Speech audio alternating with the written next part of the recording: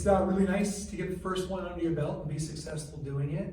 I thought we missed too many serves tonight. That's something that continues to haunt us a little bit. We got to get better at. But I really kept track of the number of serves where we kept the team out of system and they scored.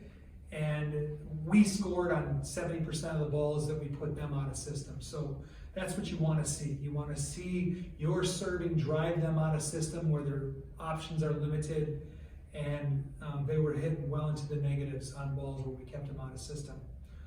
I thought that offensively, that first set especially, I thought we were cooking a lot. And then, you know, as you change the chemistry on the floor, certain things change.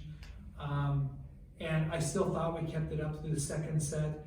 I thought between the second and the third set, I thought there could have been a little bit more of a, you know, I'd like to see more discussion about what the other team's doing, you know, how they're getting, what can you do. But I also need them to stay relaxed and blow off steam. So we have to find that happy balance between the two. I thought ECU continued to play better as the match went on. Although I felt like we were in control the entire time, I never felt like, you know, we were in jeopardy. We just had to keep siding out and scoring when we're serving. So I think all in all, top to bottom, serve and pass, attack, block, I thought it was a complete match. Wasn't our best match, but it was a complete match. And it's a nice way to open up conference. Yeah. I see you have 8 players with kills, 2 of them in double digits. Can you talk a little bit about that being such a team effort today? It was, you know, and we were hoping to get to the point where we could get everybody to play in a conference match that's dressed up right now. There's not as many dressed up as we want, but it was, I was looking to do some things earlier, and just by the way of the rotations and where we were, I couldn't do it. So I was able to get into the 6-2. Unfortunately, it was a lot later than what I wanted to. We kept scoring points in the front end of the 5-1, so we couldn't get to the point to rotate the 2 players in. But you know, Drezzy and Caitlin as back row players, you know, it really helps us out to have that ball control early on, where we're getting good passes and we can run an offense and we can side out at a high rate. And you know, that's something we've been playing with now for a couple weeks, and I think that's something that we like. We're not always going to start in rotation 5. That's what we started in tonight. But knowing that when it's time to rotate to 5 and 6, that we've got that covered, and we know that our ball control is solid because I have 3 liberos out on the floor. So.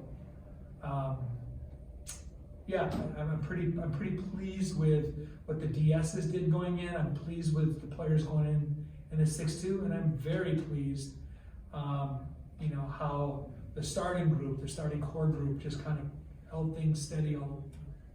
Yeah. Can you speak a little bit about Claudia Dillon? She's been really mending well with the team as a transfer, and just on a roll with she got another 10 kills today, hitting 6.25. Yeah.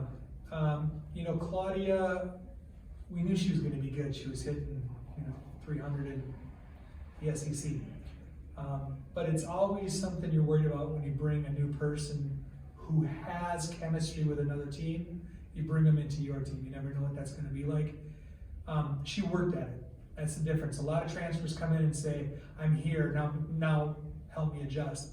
She didn't. She worked on the adjustment. She made things happen. She made the team believe in her. And the only thing that derailed her in preseason was the ankle injury. Kept her out for a little while, but it's nice to see her progressing. Now, I think it's 4 matches in a row where she's hitting All-American numbers. And that's got a lot to do with her. It's got a lot to do with her doing her rehab and getting ready and jumping again and having a positive attitude. She brings so much positivity to the floor. I think it makes us a better team.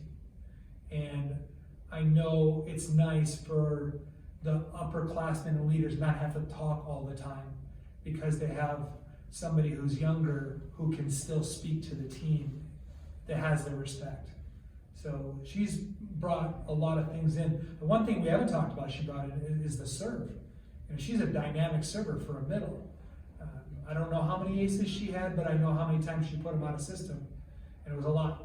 And we score points when she's serving, and that's really important because usually when your middle serves, you're punting on 4th down, and she makes sure that's not happening. And in what areas are you seeing the team really progress in from day one till now? Keeping things simple. You know, I thought from day one we knew we had the horses to do everything that we want to do. We could really get, you know, cool and tricky and all that kind of. We don't need to be that.